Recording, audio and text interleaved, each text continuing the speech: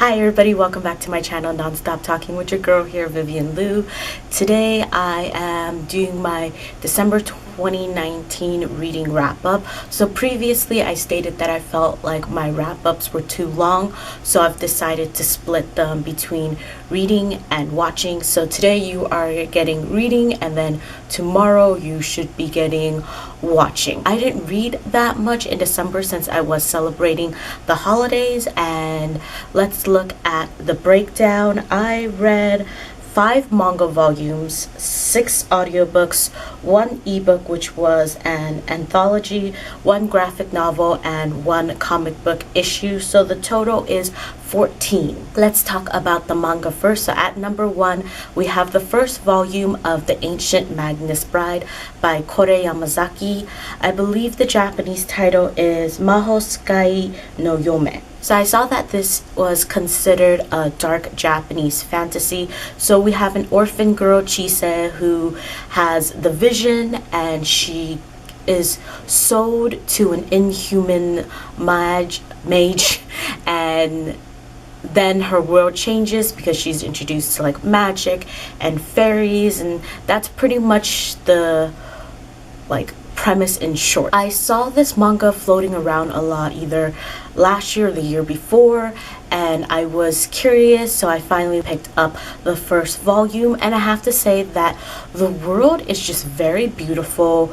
The art is gorgeous, and the characters are a little cookie cutter, but I'm just so intrigued by like the magical and mystical stuff right now, and I think there's just a lot of room for the plot and characters to grow and be even more entertaining. So I'm definitely looking forward to picking the next volume soon. Number 2 and 3 are Hanakimi's volume 4 and 5 by Hisaya Nakajo. The Japanese title is Hanazakari Kimi Tachi E. I already went over the synopsis when I first talked about how I was rereading this manga series, so I'm going to skip that and just let you know that I'm still very much enjoying my reread of this all-time fave. I gave the 4th volume 4 stars, and I gave the 5th volume 3.5. At number 4 is Frankenstein, Junji Ito's story collection. So Junji Ito is, I guess, a really popular horror mangaka, and this is his retelling of Frankenstein of sorts. And there's also short stories of a Japanese high school student, Oshikiri, and like he's living in parallel dimensions. My friend Jackie actually mentioned Junji Ito at an anime convention that we went to, and I've been meaning to pick up his stuff because of her recommendation, and this was on my library app. I went into this completely blind, so I didn't even know it was a short story collection, so I was a little thrown off by that. I do have a review for each story on my blog, and my average rating for the entire collection is a 3.18 out of 5. So at number 5 we have Royal Servant. This is a Korean BL manhwa, and it's set in a world where there are like supernatural beings, and regular people can sign up to be their servants. And when these like powerful, or like during this time, these powerful beings' cores are being corrupted and they are turning dark, and while all of this is happening, master and his obedient servant engages in sexual relations. I actually started this a while back when it was still ongoing and completely forgot about it. Recently I stumbled on news that it was completed, so I decided to pick it back up again, read it from the beginning, and finish it. So I have to say that it starts off very promising and super intriguing, and then I don't know, I think it kind of loses steam a little bit. I wasn't a huge fan of the final reveal, and I think like I wasn't truly satisfied with the conclusion. However, I really did love the art and this master servant pair, and I think that bumped the rating up to a 3.5 out of 5. Next we're gonna head into audiobooks. So at number 6 and number 7 is The Lightning Thief and the Sea of Monsters, which are the first and second book in the Percy Jackson and the Olympian series written by Rick Riordan. I feel like everyone has already read this and I'm just extremely late to the game. If you haven't, it's about Percy Jackson, who discovers that he is a demigod and he is sent to Camp Half-Blood for his safety, and finds out that his father is Poseidon. And then there's kind of a mystery, so Percy Jackson has to go on a quest with his friends, and they like travel all over the US trying to prevent a war between the gods. Percy Jackson is actually a longtime friend's favorite middle grade series, and I finally got around to picking up the audiobook at the end of 2019, and my only regret is that I didn't read this series sooner, because it's really fun and it's super entertaining and funny. I love the simple like chapter titles. I think it's very endearing, and the quest is just entertaining, and the friendship group in this is very solid. I'm just really enjoying this, and I can't wait to continue the series as like my hold comes up. So I gave the first book a 4.5 out of 5, and I gave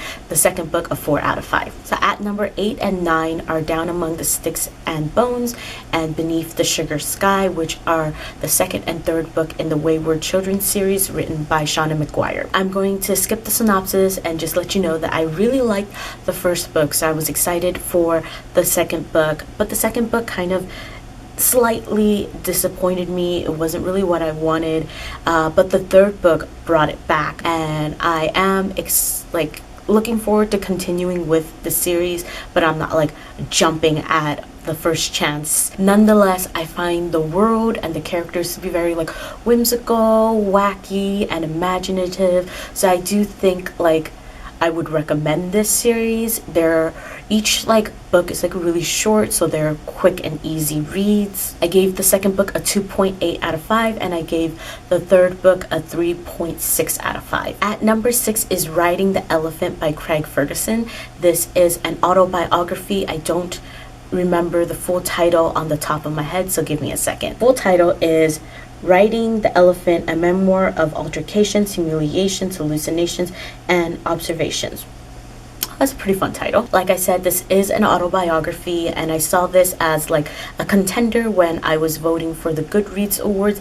And I remember Craig Ferguson from like back in the day when I like stumbled upon clips on YouTube of his late night show, so I thought, oh, why not listen to this? It looks like it could be fun, and honestly, it was okay. It wasn't bad. I was expecting it to be a little bit more hard-hitting, but yeah, it wasn't bad. It just wasn't, it didn't meet up to my expectations, and I ended up giving it a 3 out of 5. But Craig Ferguson is like a comedian, so his narration was really good. So if you want like a comedian narrated autobiography, you should check this one out. At number 11 is The Great Gatsby by F. Scott Fitzgerald. So this story is set in a kind of romanticized roaring 20s.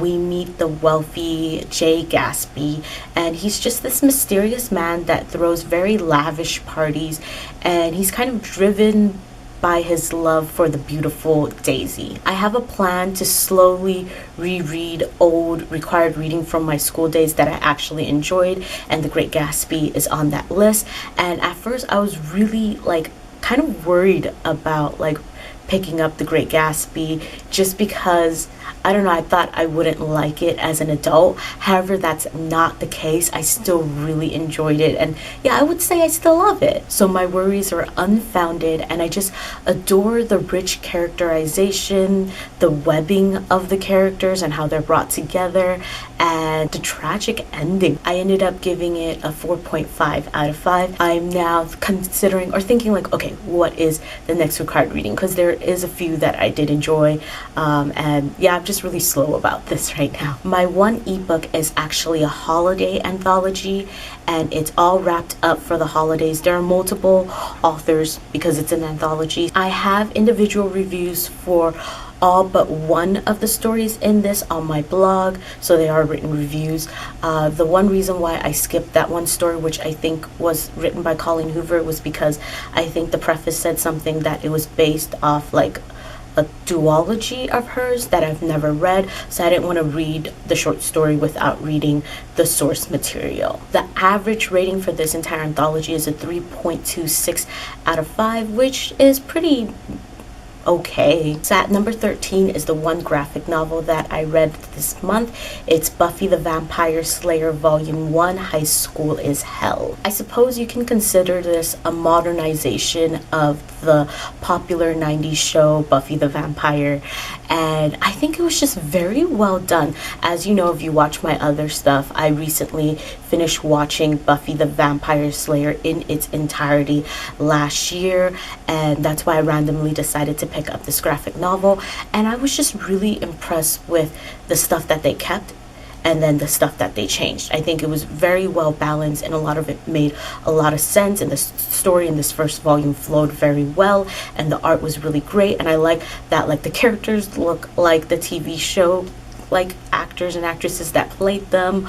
Overall, I just really enjoyed it. I gave it a 5 out of 5, and I'm looking forward to the second volume. So the last thing I'm talking about today, which is number 14, is a comic book issue. It's the first issue of Ignited. The synopsis is that after a tragic school shooting, it's like the first day back at school, and some of the survivors discover that they have supernatural powers. So like I said, I only read the first issue. I just don't think I'm able to stomach the topic of school shootings. I just don't think I'm ready to read something like this.